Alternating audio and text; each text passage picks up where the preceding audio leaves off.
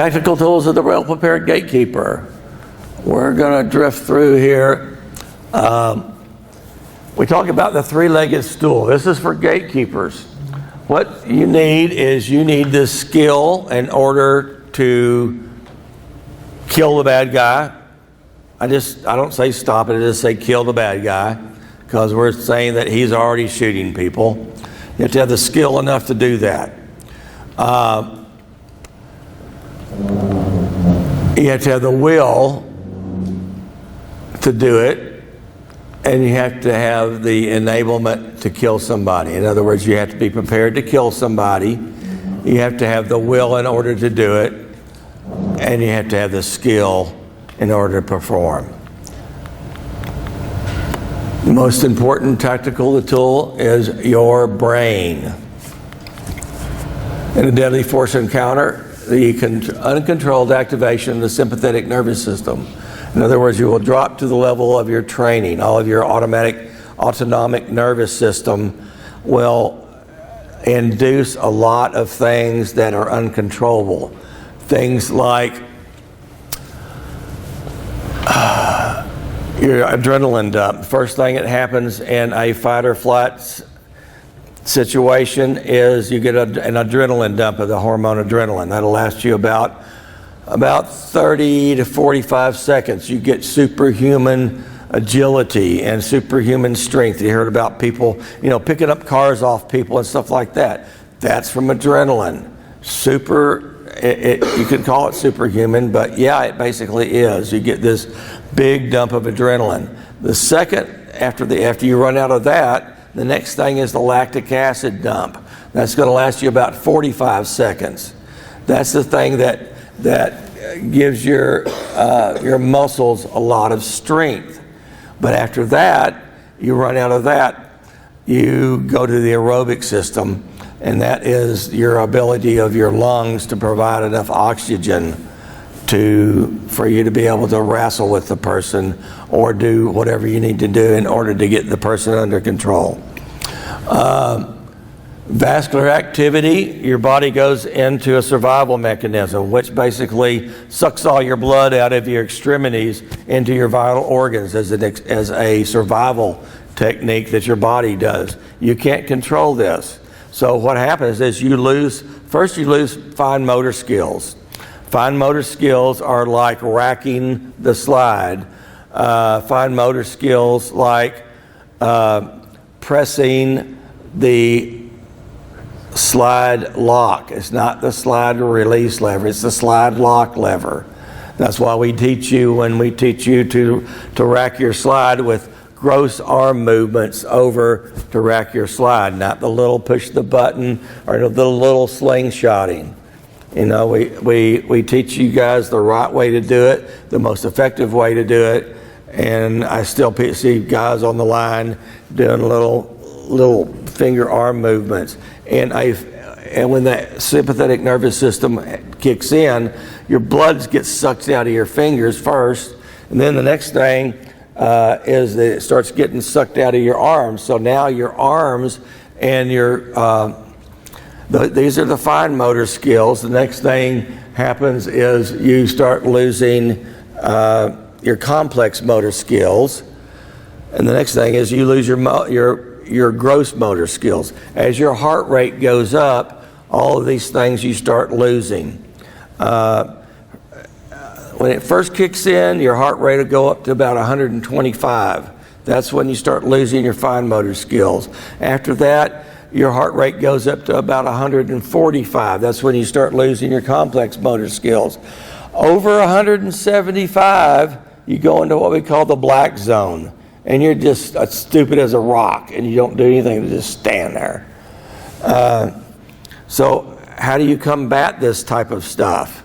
You put yourself into stressful situations so that it becomes more normalized, and it's what called stress inoculation. Think about it like this. You think about the old sergeant that sees the bad guy and goes, yeah, whatever, boom, and shoots him. Whereas you see the rookie that hasn't been in very many situations, and he's doing the Barney Fife stuff. So vascular activity, both your constriction and your dilation. Auditory exclusion, you don't hear things that people are telling you. They'll start screaming at you, and you'll just be standing there trying to pull the trigger. Tunnel vision or perceptual narrowing. Your mind will make you focus on the threat. Usually you focus on the weapon. So all these things start happening to you that you can't control. Golly. So physical fitness, the increase of your heart rate, your exercise, how to control your weight, and to eat right. I have a slow heartbeat. When I go to a stress test, they try to escalate my heartbeat up. My heart they couldn't get it to go above 94 beats a minute. Yeah, it was like, so I have an advantage that my heart won't beat fast, but my resting heartbeat is around 45, but I'm supposed to be okay, so. Plan, specific theater of engagement. You should familiarize yourself with, Terry, I think either Terry or Jeff was saying, to be familiar with every nook and cranny of your school and or church. You know, who knows the church the most? The facilities guys. The guy that is in charge of all the nooks and crannies. So you should walk around your church and when, you know, even when nobody's there, and get familiar with what's backstage. You know, communication, we talked about that. You know, radios are probably the best thing I've heard churches, you know, try to use. Well, we have an intercom system, or we give everybody, we use our cell phones, or you know, we text each other. Nothing better than radios, two-way radios. In communications, we think of it as a communication loop. Is that you identify yourself, you know, I get on the radio, I need to communicate. I go, come in, Ron. This is Chuck. I'm in the baptismal. There's somebody floating in the baptismal. There's a bad thing. Identify yourself, where you are and what you need, and who you're trying to get a hold of. We don't use codes. You know, we got a 1094 and a 1032, and I'm going to take a 10.2 and the 10.3. And it's like, no, just, I got to go to the restroom. I'll be right back. And that you should never assume that a message is heard until you get the feedback that the other guy goes 10.4 or, yeah, I heard. Okay, I used the code then. Okay, I'm sorry. Situational awareness, remote visual, CCTV. This guy's looking at everybody in the sanctuary, and the other guy's looking at everybody walking up and down the hallways. Defensive tactics, the laying on of hands in an unhealing way. The systems that we teach in defensive tactics, they have these three attributes to them. Number one, they're tactically sound.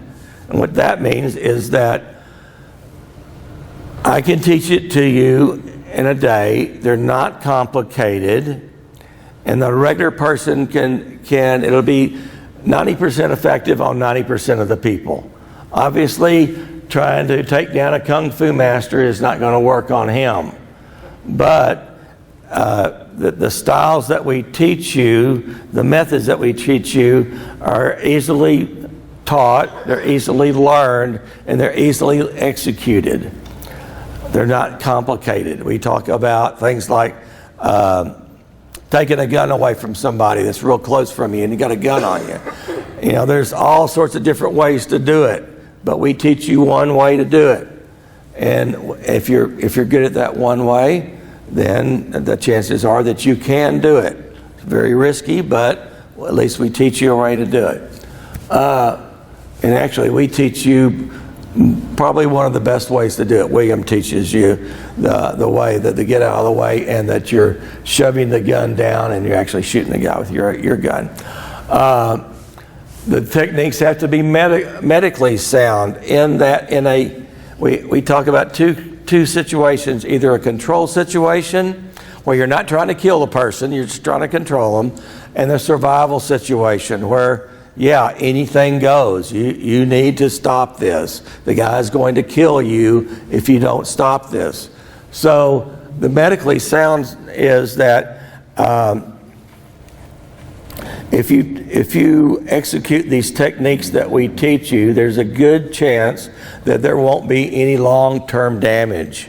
If I hit you with a big steel pipe called an expandable baton in the common peroneal, which is probably one of the biggest muscles surrounding one of the biggest bones in your body. There's a real nice little nerve bundle right underneath that. Remember when you were a kid and somebody came up and kneed you right there, called the dead leg or the Charlie horse or whatever? That's where I'm going to strike you with a baton. It will take that leg out, and one of three things will happen. Either this leg will go out, or you'll have a sympathetic response, which means this leg will go out instead, or both legs go out and they actually pass out. But in a control situation, I can hit you here, and it's probably not going to have any long-term effect. Whereas if I hit you 6 inches down in the middle of your knee, that's probably going to take your knee out and cause long-term damage. So those are the kind of techniques that we teach you. And the third thing that the systems have is that they're legally sound, in that these techniques have been tested under case law. Remember the Rodney King incident? Remember the Rodney King deal where the guys were hitting him and they looked like they were just beating the tar out of him, but they got off. You know why?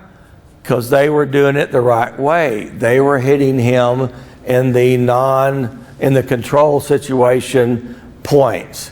And yeah, it was held up by case law because it's already been through the courts to where it's been shown that these are not lethal, damaging to a person most of the time. So that's the attributes of the systems that we teach in private security and in law enforcement. These are the same techniques. We talked about pepper spray or taser or the expandable baton. Those used to be in intermediate weapons. Now, actually, hard hand and the hard hand techniques are being bumped up to the intermediate force now under the dynamic response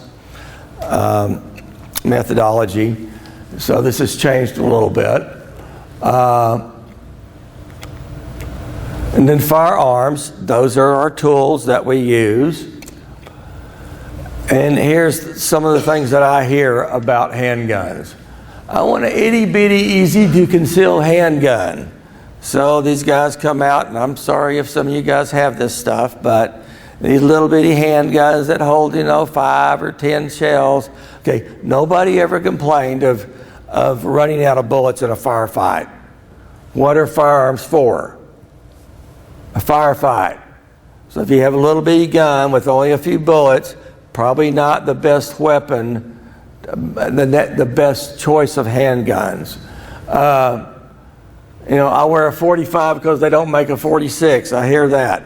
I used to be a 1911 bigot. I mean, nothing, I would make fun of 9mm. But 9mm have progressed, the projectiles have progressed, and they become suitable. Even the feds are now going back down to the 9mm. And a duty weapon versus a 711 emergency pocket pistol. Okay, a duty weapon to me is a gun that has been adopted by some either military or law enforcement agency for their service weapon. The 711 gun is what I may put on when I'm going to the 711, just going down the street. But I'm not being charged with protecting hundreds or if not thousands of people. I prefer a service weapon for that. So there's all sorts of debates about the make, the size, the caliber, the sights, the ammunition, all sorts of qualifications. We could go over and over and over about that. Just know that whatever you choose, you need to practice with and become very proficient with.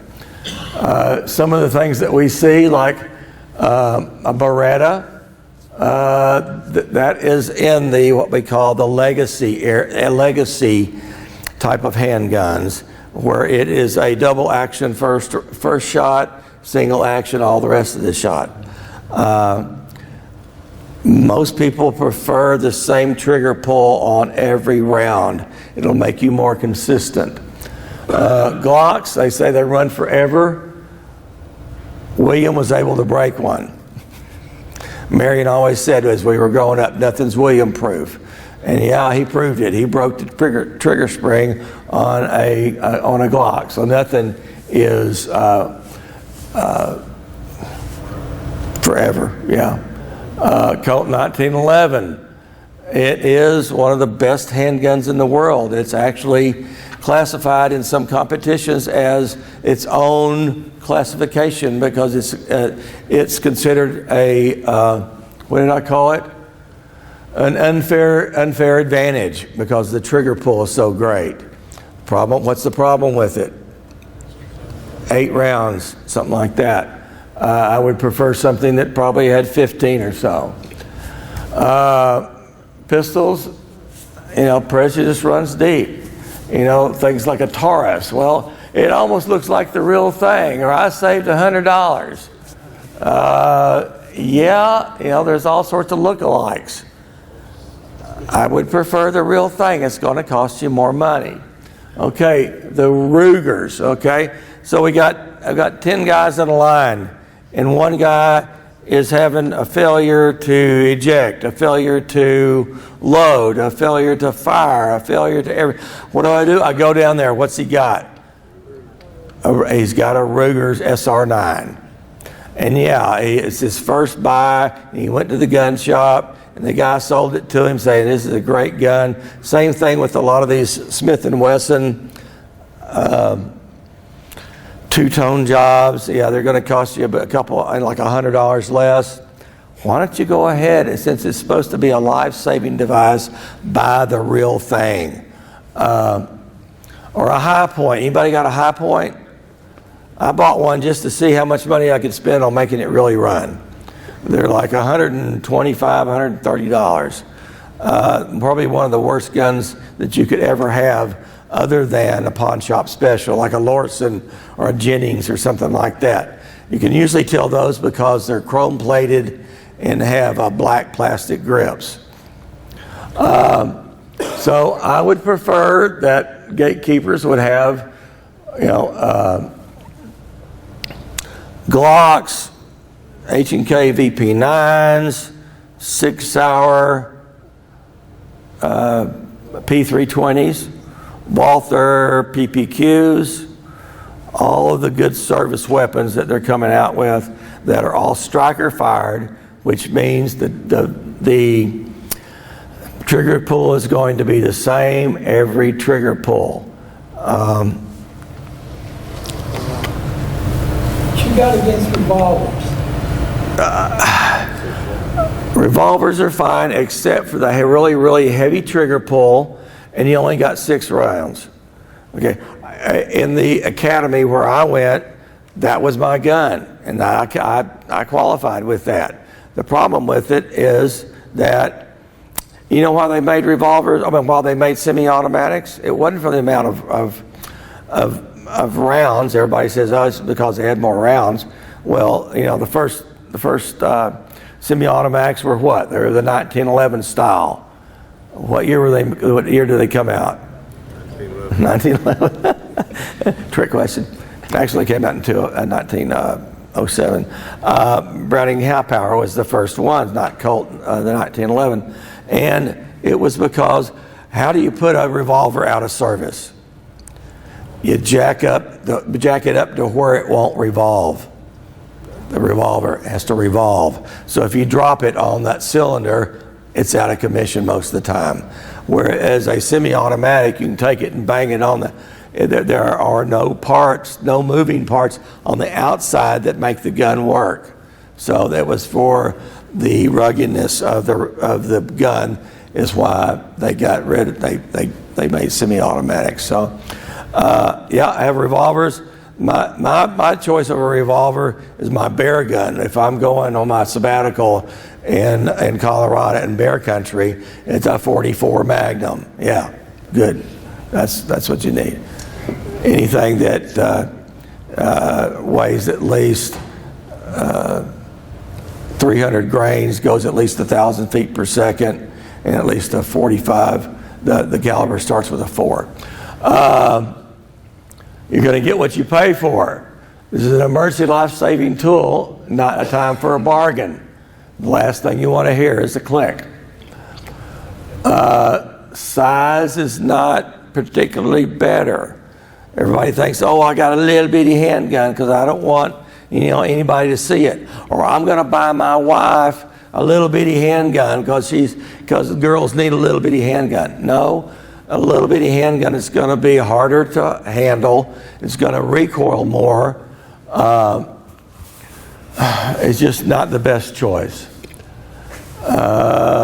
Different calibers, we won't let the only calibers that we will let our gatekeepers handle or wear as service weapons are a 9mm,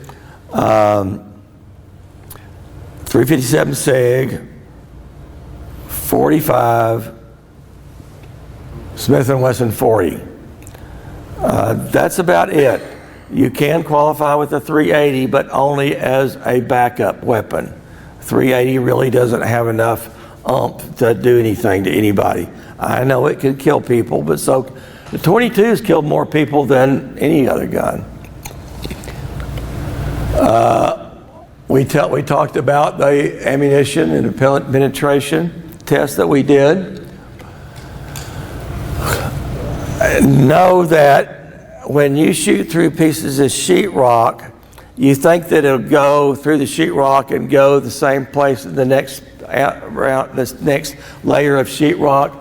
What we did is we traced it through all these layers, and what we found, other than that, was some rounds make bigger holes than others, and as those AR rounds start, everybody. Remember they talk about it tumbling as it goes through? Yeah, they really do tumble. After a few pieces of sheetrock, these are the profiles of the pictures as the round starts tumbling. How well the round stays together. The things that stayed together were these Hornadies. See how the whole thing stayed together? Whereas some of these Glazer safety slugs and stuff completely fragment.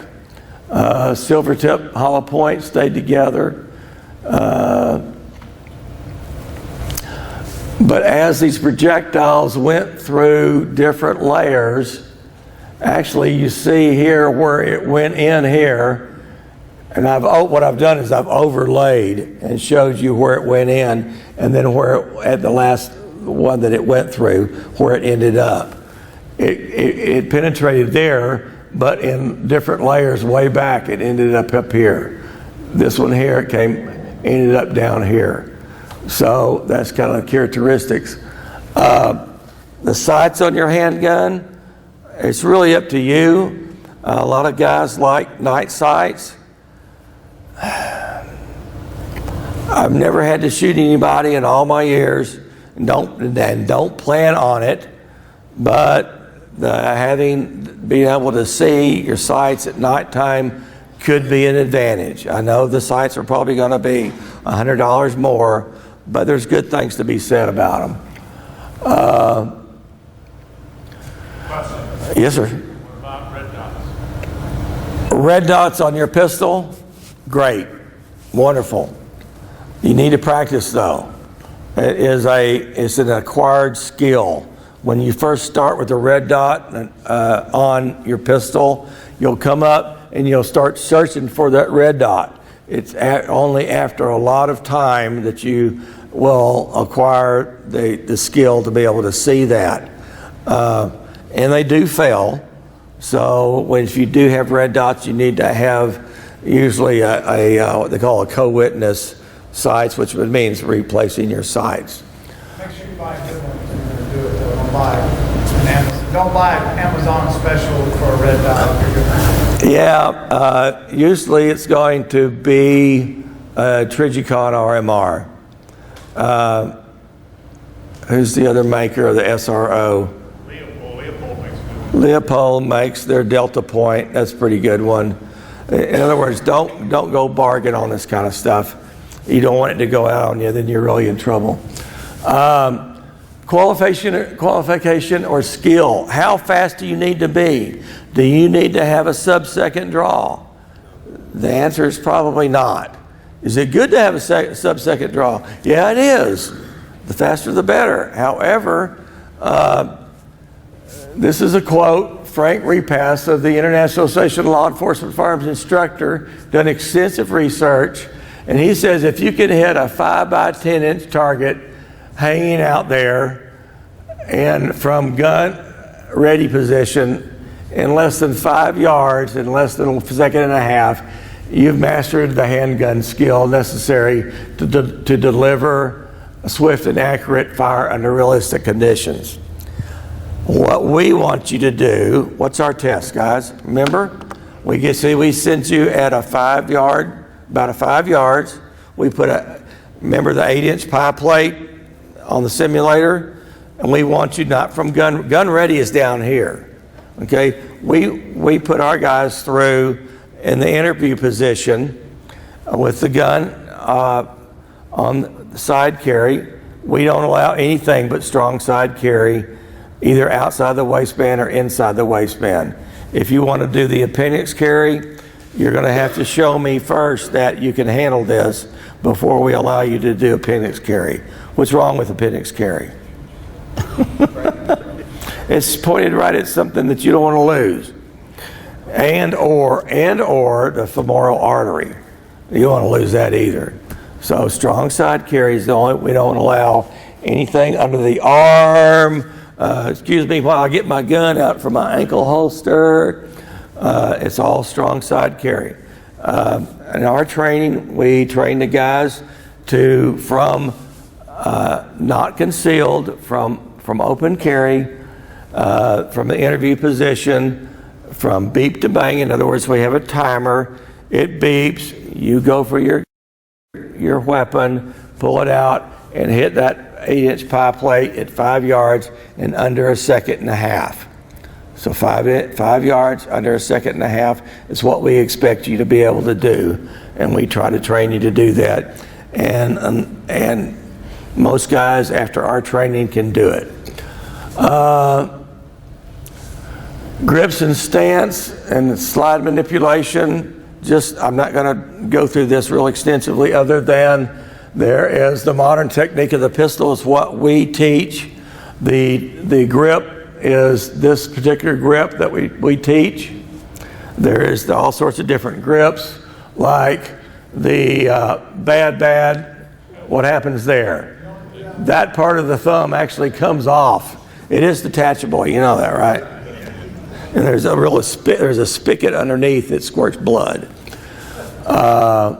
That's called the buried thumb technique. We don't encourage that. That's called the cup and saucer technique. We don't encourage that.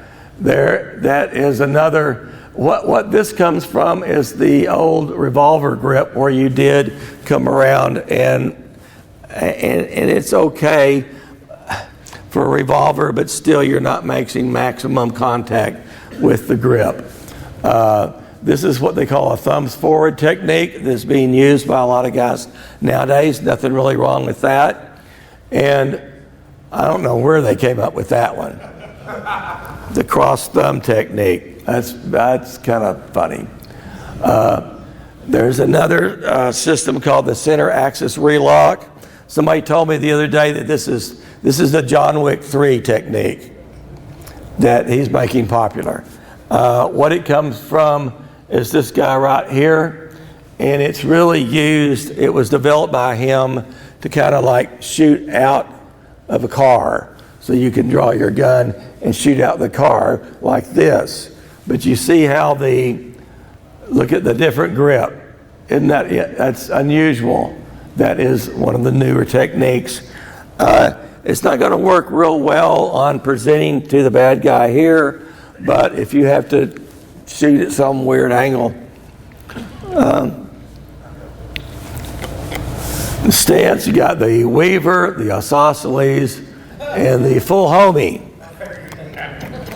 This is the full homie. What's that, guys? That's the half homie. How does Chuck shoot? Chuck shoots with the one-handed half homie. And I'm an old Weaver guy, so I stand like this, where everybody else is now standing like that. This is the aggravated isosceles, the cool guy. I'm running out of batteries. I have run out of batteries. Can you click it? Oh, actually, yeah. And we talked about slide manipulation, the overhand technique versus the slingshot method. Using the slide lock lever as a release is not a good idea in our opinion. The type of holsters, there are different kind of retentions. If you wanted to know all about the retention, there are a whole bunch of different ones. Retention is really the thing that keeps people from grabbing your gun, from stealing your gun from you. Usually in law enforcement, they'll have a retention level 3 because they are wearing it exposed. And at level 3, you've got to do more than grab the gun and pull it out. You've got to grab the gun, push a button, pull it down, push it forward, push it back, hop on 3 steps, and then you can pull it out. The Tsarnaev brothers, the Boston bombers, they killed that university cop, but they tried to get his gun. They couldn't get his gun because they couldn't figure out how to get it out of his holster because it was a retention level 3 holster. It's very difficult. So it's not for speed drawing at all. All sorts of different kinds of, and then there's the tactical thigh rig. Somebody asked me, I got a note, if it's one of you guys, I'm sorry, but I got a note the other day, an email saying, do we allow gatekeepers to wear thigh rigs? I went, no tactical, Timmy, we call them Timmy Tactical. So holsters, flashlights, all sorts of great flashlights now. Weapon mounted lights, great.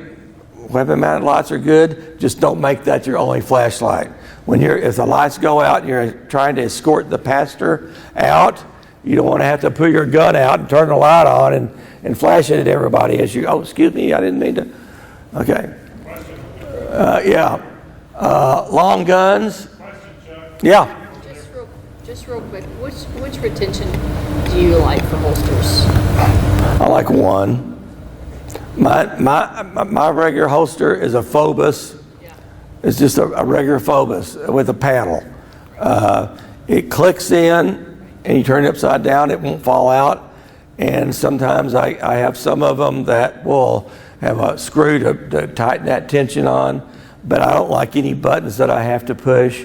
And in fact, there's some pistols like the Black Hawk Serpa 2 that we have outlawed from our company. You cannot have a holster that requires you pressing a button with the trigger finger to release the gun from the holster.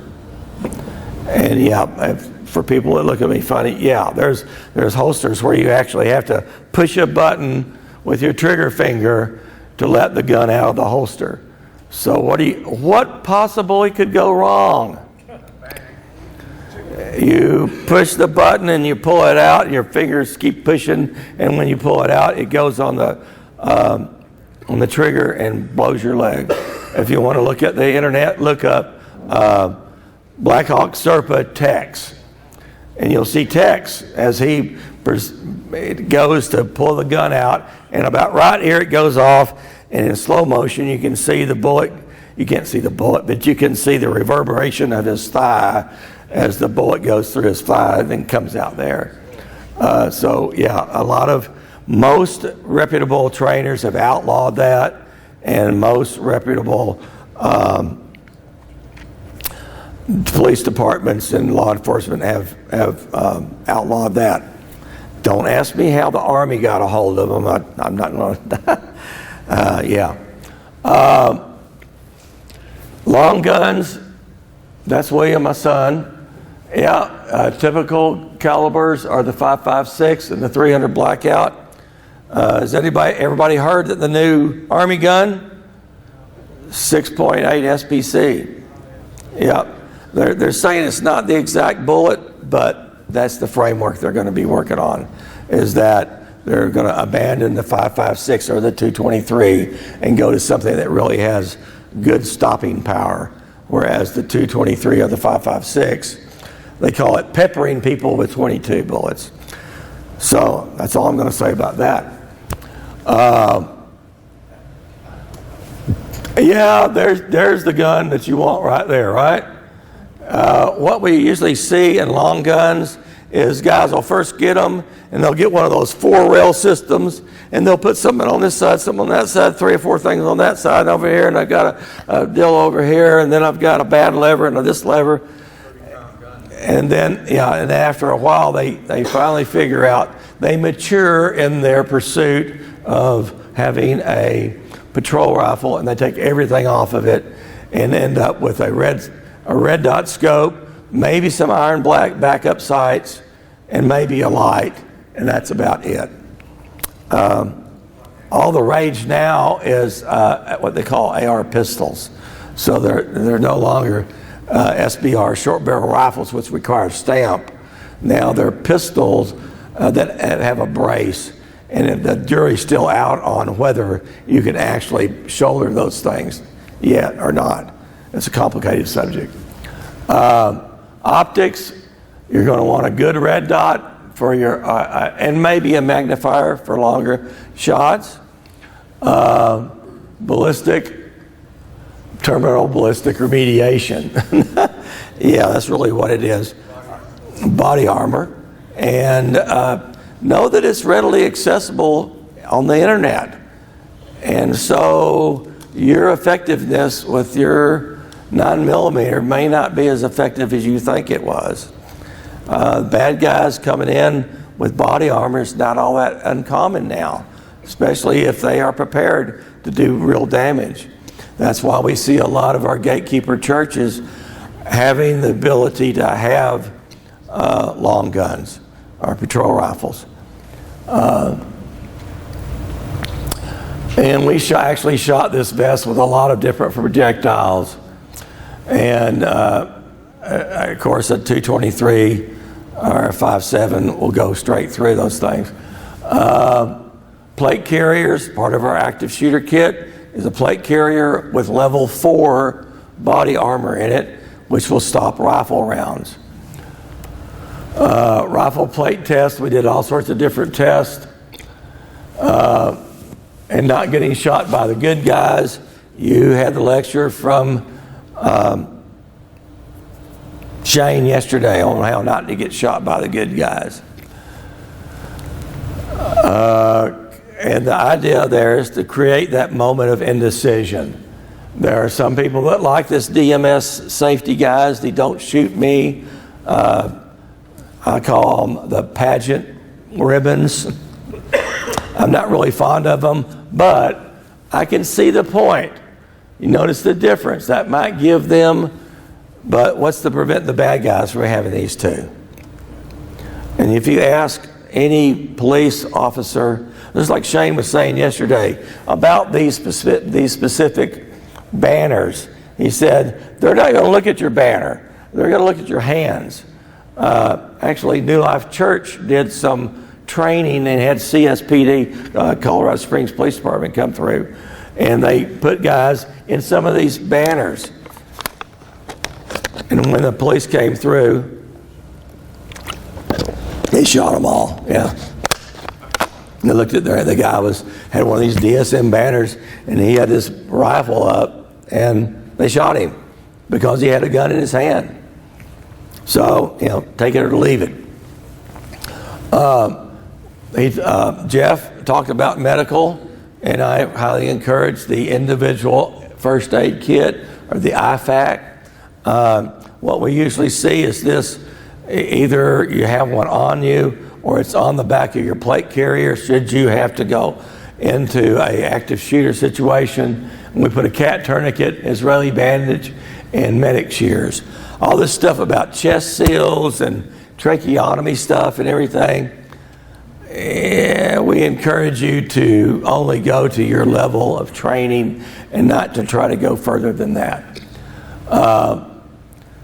Train as a team, that's a good idea. These are some of our teams that have trained. And yeah, we trained some law enforcement people. So this is only a sample of the tactical tools, and there's many tools as there are ideas. And these are just my opinions.